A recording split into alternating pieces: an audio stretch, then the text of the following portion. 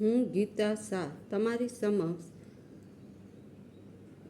આજે જેઓ dinner table પર સાથે હોય છે, એટલે કે જેઓ સાથે જમે છે તે આજીવન સાથે હોય છે, કારણ કે સાથે જમવાથી જે મહત્ત્વનો સદ્ગુણ વિકસે છે એ છે એમ્પથી, એટલે કે સહાનુભૂતિ.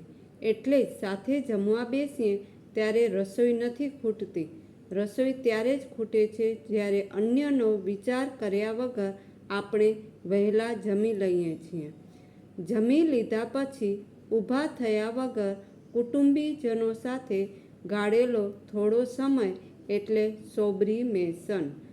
એનો અર્થ થાય અપોન ધ ટેબલ. આ સિમ્પ્લિફાઈડ સુખ છે. ખોરાક એ પેટનો ખાલીપો ભરવા ટેબલ પર અનાજ અને જાતનો ખાલીપો ભરવા માટે ટેબલની બીજી બાજુએ કોઈ કંપની મળી જાય. ફરીથી કહું, આ સિમ્પ્લિફાઈડ સુખ છે.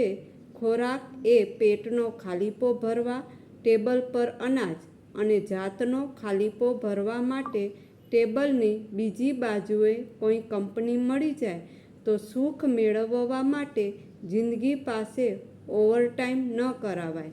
જેમની સાથે આપણે ભોજન શેર કરીએ, ક્યારેક 56 ભોગ આરોગ્યા પછી આપણે સંતુષ્ટ અને બેચેન હોઈએ છીએ, તો ક્યારેક મિત્ર સાથે પીધેલી અડધી ચા પણ આપણને નિરાંત અને પ્રસન્નતા આપી જાય છે. શું જમીએ છીએ કે કેટલું જમીએ છીએ એના કરતાં કોની સાથે જમીએ છીએ એ મહત્ત્વનું છે. જે ક્ષણે અને જે સ્થળે જઠર અને જીવનનો ખાલીપો ભરાય, સુખ ત્યાં જ અનુભવાય. Food is more than nutrition is connection. ખોરાક માત્ર પેટની ભૂખ સંતોષવા માટે જ નથી, એ એક કનેક્શનની ભૂખ સંતોષવા માટે પણ છે.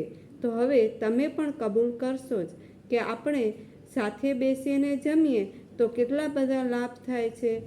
જો તમને આ મારો વિડીયો ગમ્યો હોય તો લાઈક કરજો, શેર કરજો અને મારી ચેનલને સબસ્ક્રાઈબ જરૂરથી કરશો.